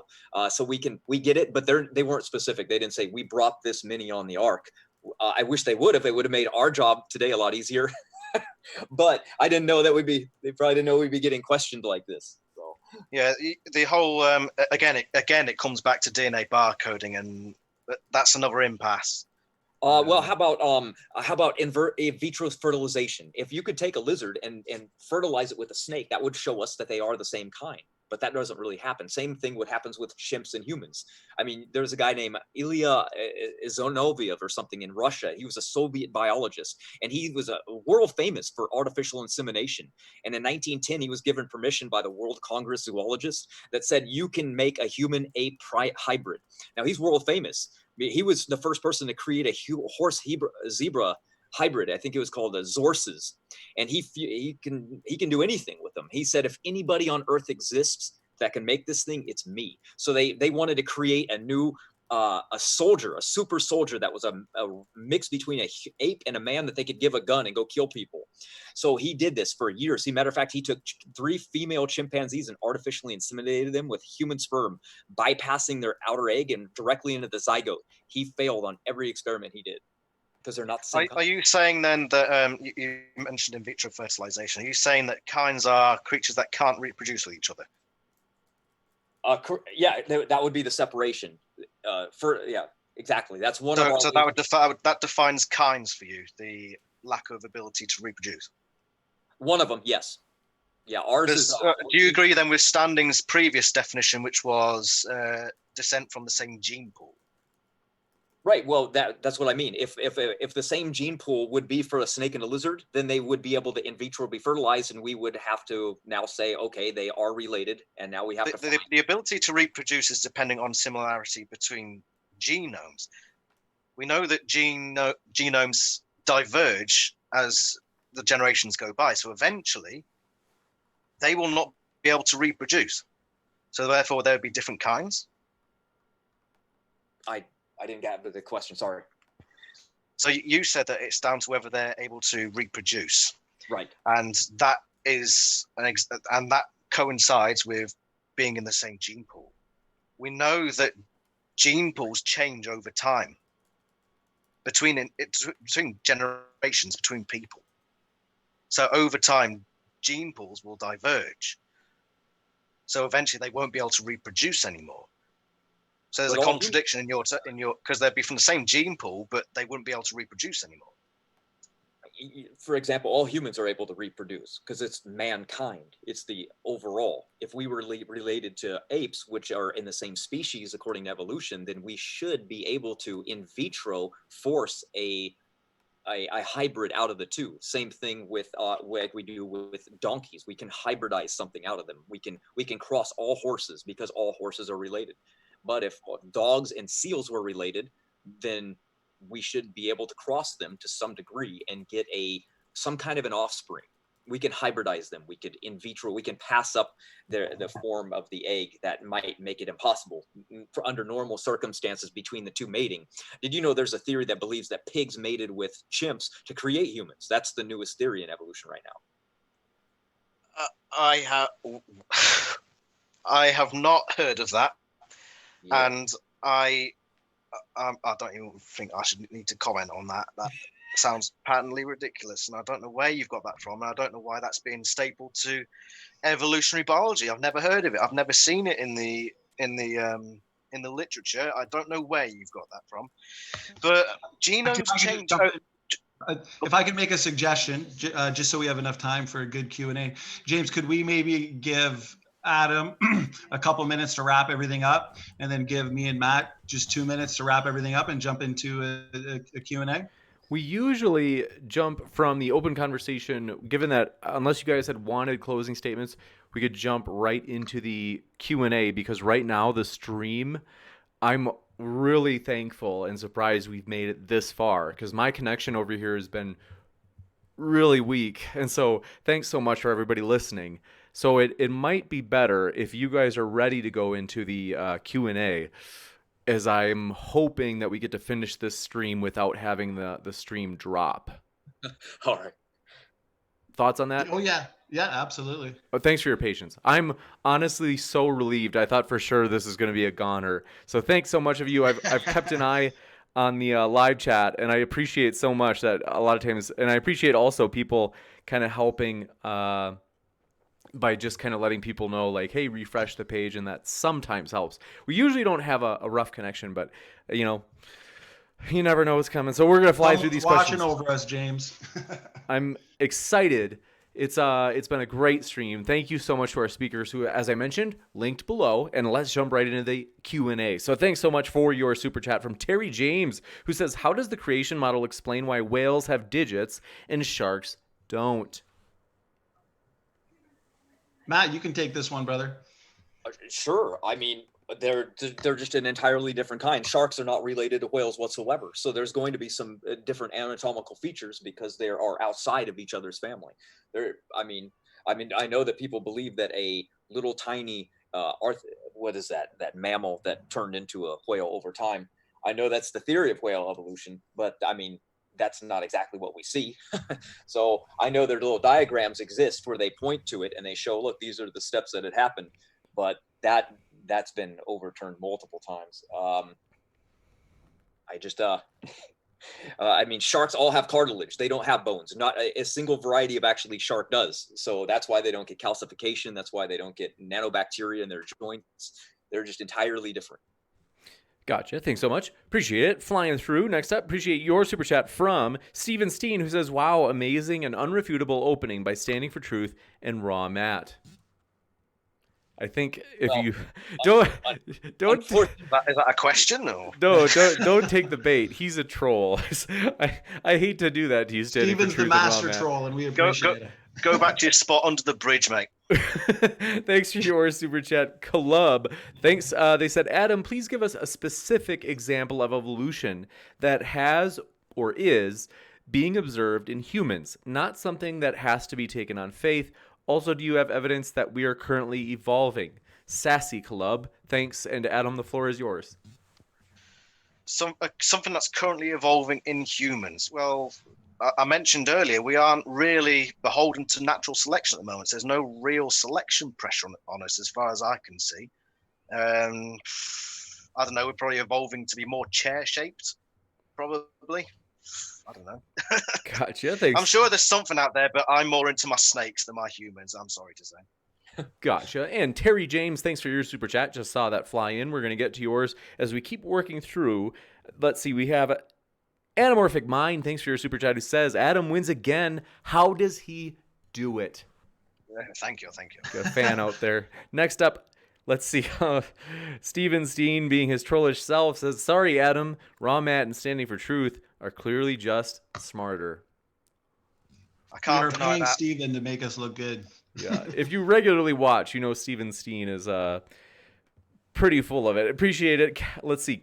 We have Terry James, who asks, Standing for Truth accepts the paper's conclusion that the animals are recent, but rejects the 200,000-year date as an assumption. Sounds like cognitive bias. What do you think, Standing for Truth?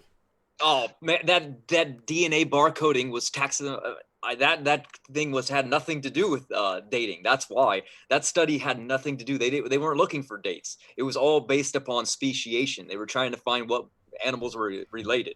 So it says that if you read through it, the study noticed that they were looking for nuclear genomic analysis to acquire slight DNA changes, meaning they didn't focus on determining age at all. It had nothing to do with the study. Again, they assumed it using, I think, like 4 things. They used it: history, linguistics, paleontology, and anthropology. You can look it up. They assumed it. They even say the word assumed directly in the study. So. Gotcha. Thanks so much. I also just realized, thanks for your correction, Caleb. Caleb just let me know that the person I was originally calling Caleb is actually Caleb. I'm sorry. Okay. Shocking, James. Sack yourself. What was the skit? I can't remember. It's like a legendary skit with a substitute teacher. But anyway, thanks for your super chat from... Let's see. Steven Steen, who says, impressed with the depth of biology knowledge from RawMatt and Standing for Truth. Thanks for that. I like your fans here. This is crazy. I'm not used to getting good comments. Well, he's a troll, so sorry, man. That says a lot, doesn't it? Yeah, don't get used to it. Brandon Ardeline. I mean, hey, who knows? Maybe he meant it. It says, curious how flawed human anatomy fits into the creationist model, such as wisdom teeth, vestigial organs, laryngeal nerve, hopefully I pronounced that, flipped retina, exposed testicles, etc.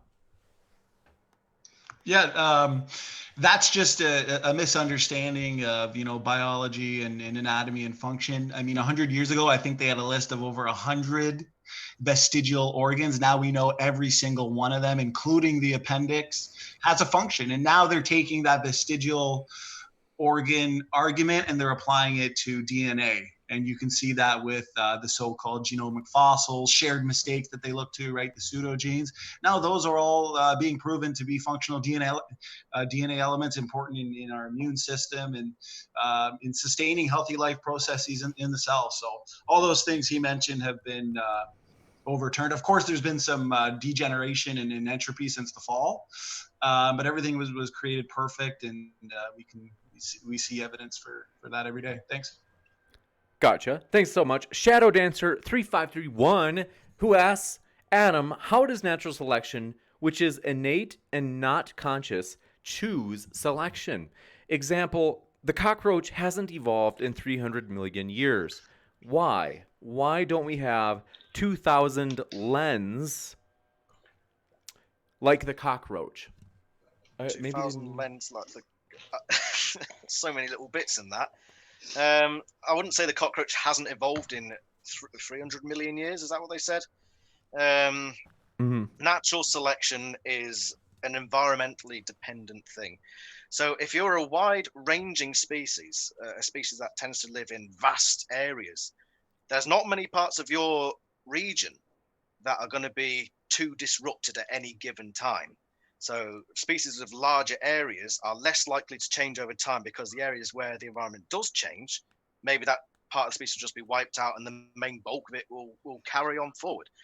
We see a lot of species that don't change very much. They do change, but just not very much because they're quite wide-ranging and they aren't exposed to the great environmental pressures. The animals that tend to evolve the most are, say, island species, where they get washed out to an island of a completely different, well, not completely, but a largely different environment, and they adapt quickly to change, and they change quite drastically.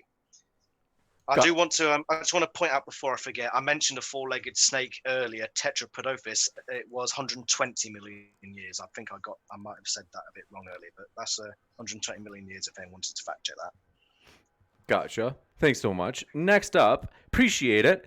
We do have Steven Steen with another super chat. Man, the guy's he's persistent. You have to give him that. Who says, pip, How much Cheerios. money has he got to give away? I don't know. Well, I can tell you, he always makes sure that for his super chats, he always checks $1.99, so $1.99 to save that cent on each one. Twitch Loken 16, thanks for your super chat, says, poop hawks are on their way. I'm confused by that. I think we all are, James. Gotcha. Thanks for that. That's Good. a universal confusion there. Next up, Terry James, thanks for your super chat, who said, why would animals of the same kind produce sterile offspring such as the mule? Standing for truth. I mean, these are animals that have they're just in the speciation ability. I mean, there are going to be some crossed species and there's going to be some hybrids, but this doesn't fall out of our created kinds. Of course, horses are going to bring forth horses, and some of them are going to have bad sterilization process. It just goes along with our genetic entropy model. Matter of fact, it shows it even better, because unless that first one is born with a brother or sister to even mate with, they don't even exist. They can't even pass the next stage. So I don't even know how else to answer that. Do you, Standing?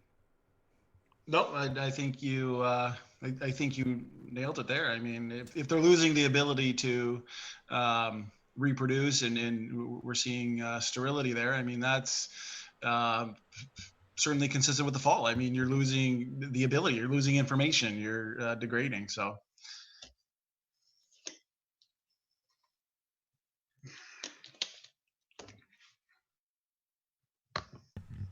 Have we lost James? Okay, back. Thanks so much. Next up, Terry James. Thanks for you. They asked, nice try. This is in response to one of your earlier responses, and I think it was from RawMatt or Standing for Truth. They said, nice try, but why does one aquatic organism need digits and the other doesn't? In particular, the whales and sharks. I wouldn't have to say need is the question. Why does it is a little bit of a different answer. Like, for example, you can look at a megalodon shark. It's just the size of a whale, and the whale has the bones and the shark does not. It's not saying like, oh, it has to have it. They just do, because they're different life forms. Doesn't mean they're related. Matter of fact, it shows how separate creation actually is. It's just a defining feature of them. I don't know. What do you think, Stanley? Yeah, I would say even a lot of those features that they would look to, like even like the so-called hind legs on a whale. I mean, we know that there's a function for everything in our anatomy, everything in our genetics. Those so-called remnant hind legs, we know are used for reproductive purposes. So, certain things in anatomy they may point to that they believe proves descent with modification actually supports the design model when you further research it and look into it more. Gotcha. Last up, thanks for your Caleb, or Calub, as I like to call him. Thanks so much. You got a critic out there, Adam. They said insufficient answer, Adam. I think what they mean is the answer that Standing and RawMatt just gave was insufficient. In that digits for whales are a derived characteristic. Back when sharks were around, there was no such thing as digits. Digits didn't really come around until the Sarcopterygians that came up onto land. And when they evolved to move back into the waters, the whales, they developed flippers. And inside those flippers are digits, because they were already there. Well, it's just like the... We've got to wrap up sometime, just because, forgive me, I think given that it was a critical super chat for Adam, we'll let him have the last word on that. Shocking. I think that's fair. Oh, we do have here is Standing for Truth, and Matt, if you want to respond to one, we did have a super chat. Thanks, Ryuzensky, for your super chat. Appreciate that support. They say 2 Standing for Truth Or Matt, how many hours of research have you actually put into studying evolution? Or instead, did you only put all the time into studying the counter-arguments to justify your beliefs? Thanks. Good question. I think both of us were evolutionists. I didn't even know what young Earth creation was until a few years ago.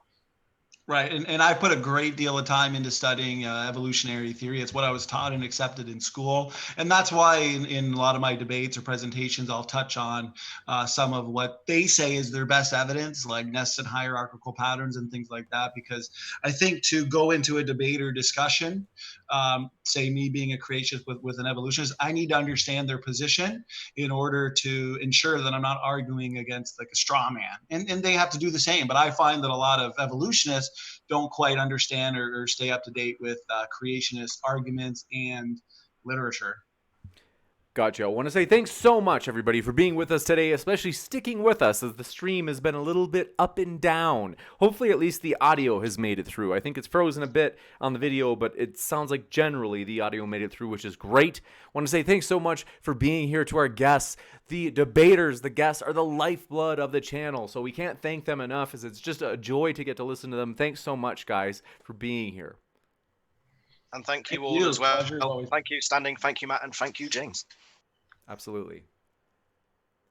With that, we will wish you well, folks. If you are around tomorrow, we'd love to see you with the new topic we've never had debated, whether or not physics points to whether or not physics points to theism or atheism. That should be a fun one. So thanks so much. Miles Davis saw your question in the chat.